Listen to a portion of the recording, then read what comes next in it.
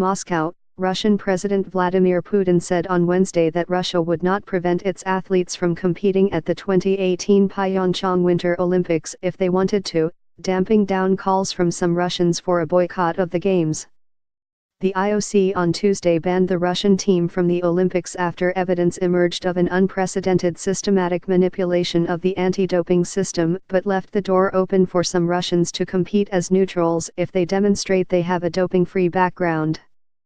Without any doubt, we will not declare a blockade, we will not prevent our Olympians from taking part in the Games, if one of them wants to participate in a personal capacity, Putin said on state television.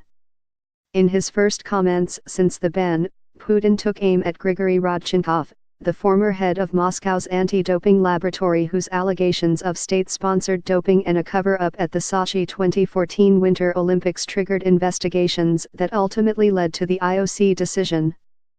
Without identifying Rodchenkov by name, Putin said the IOC's decision had been mainly based on the testimonies of a person whose moral and ethical attitudes and psychological state raise many questions. Most of the accusations are based on facts that have not been proven and are largely unfounded, Putin said. Putin said that Russia bore a share of blame for the IOC decision for having given international Olympic authorities a pretext for banning the country. I think that this excuse was not used in an honest way, to put it mildly, Putin said without elaborating. He did not budge on Russia's insistence that there was no state-sponsored doping system in the country.